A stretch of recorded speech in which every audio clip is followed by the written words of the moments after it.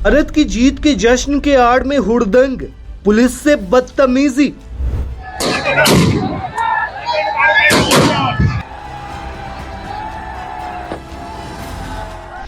उसके बाद वो हुआ जो किसी ने भी नहीं सोचा।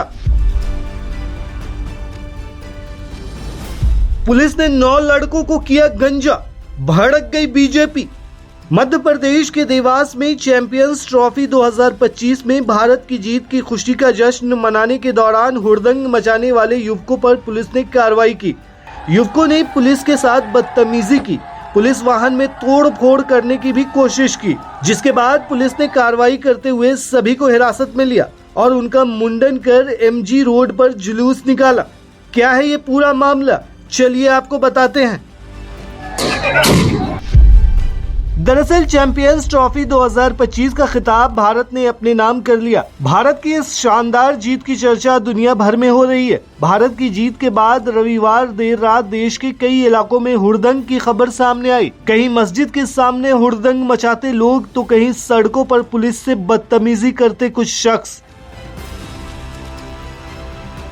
इसी दौरान मध्य प्रदेश के देवास शहर के AB रोड स्थित सयाजी द्वार पर भारी भीड़ जमा हो गई थी। जीत की खुशी में उत्साहित लोग बम पटाखे फोड़ने लगे। इससे राहगीर और वाहन चालक को परेशानी का सामना करना पड़ा।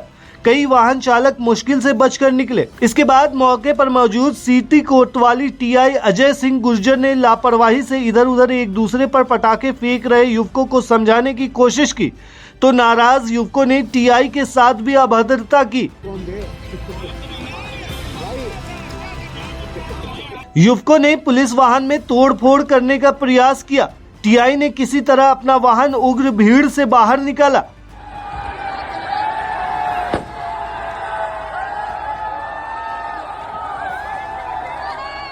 वहीं उसके बाद सोमवार को पुलिस ने जीत के जश्न में हुड़दंग करने वाले युवकों का वीडियो देखकर चिन्हित किया। सभी को हिरासत में लेकर पूछताछ की और देर शाम उनका मुंडन कर MG रोड पर जुलूस निकाला। जुलूस के दौरान युवक अपना चेहरा तक छुपाते नजर आए।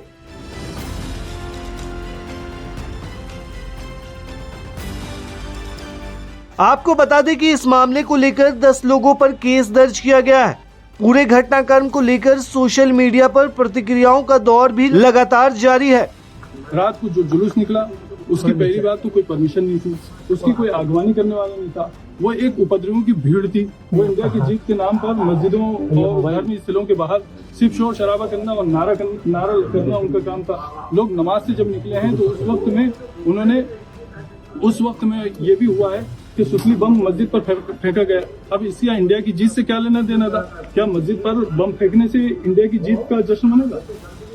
ये बहुत बुरी बात हुई है और इस चीज का हमें बहुत दुख है कि एक तरफ गलती करने वाले गलती कर रहे हैं, दूसरी तरफ कुछ लोग ऐसे हैं जिनके हाथ में किसी भी तरह का सोशल मीडिया का कोई सा भी प्लेटफॉर्म या आईडी है, तो वो उसके थ्रू ये फैलाने की कोशिश कर रहे हैं कि मुसलमान जो है वो देश का विरोधी है और इंडिया की जीत से उसको तकलीफ है वगैरह वगैरह। हम इस चीज से बहुत दुखी हैं और बहुत साफ साफ कहना चाहते हैं कि हमारी मस्जिद न पाकिस्तान में है न हमारे महल बांग्लादेश में। हम इसी हिंदुस्तान के निवासी हैं, इसी हिंदुस्तान में हम रहे हैं, इसी हिंदुस्तान में हम रहते हैं, इसी हिंदुस्तान के साथ हमारा रिश्ता है। इस तरह की बातें करना ये और फिर कुछ लोगों की तो मैं समझता हूँ कुछ लोगों की तो रोजी रोटी या नेतागिरी या उनका अपना जो भी प्रोफेशन है वो तो हिंदू मुस्लिम पर चल रहा है। तो उन लोगों के पास पद है या औहदा है या पावर है, वो इस तरह की बात करते हैं, उनको शोभा नहीं देता। एक सोशल मीडिया यूजर कहती हैं कि सच में ये लोग जीत का जश्न मनाने के लिए इकट्ठा हुए थे। उसके बाद वो MP के देवास का जिक्र करती हैं, फिर उसके बाद UP के सहारनपुर का, उसके बाद MP के इंदौर का। उन्होंने ये भी कहा कि भीड़ ने मस्जिद के सामने अपमानजनक गाना बजाया, नारा लगाया और मस्जिद में सुतली फेंक दिया। उस वक्त मस्जिद में तरावी की नमाज चल रही थी। वहीं इस पूरे मामले पर भाजपा विधायक गायत्री राजे पवार ने नाराजगी जताते हुए SP से मुलाकात की। उन्होंने भीड़ में से केवल 9 युवकों को आरोपी बनाकर उनका मुंडन कर जुलूस निकालने पर बड़ी आपत्ति दर्ज कराई। विधायक ने पुलिस प्रशासन पर सवाल उठाते हुए कहा कि इन युवकों का कोई क्रिमिनल रिकॉर्ड या आपराधिक बैकग्राउंड नहीं है। ऐसे में पुलिस को बिना उचित जांच के इस तरह की कार्रवाई नहीं करनी चाहिए। कुछ झगड़ा हुआ, कुछ धक्का मुक्की हुई, कुछ मारपीट हुई, बहुत कुछ हुआ। सबका अलग अलग कहना था उसमें। उसमें कुछ लड़के पकड़ाए गए थे, उन लड़कों को थाने पे लेके गई ये पुलिस, और सबसे बड़ी बात ये हुई कि उन लड़कों के बाल काट के और उनका जुलूस निकाला गया पुलिस द्वारा।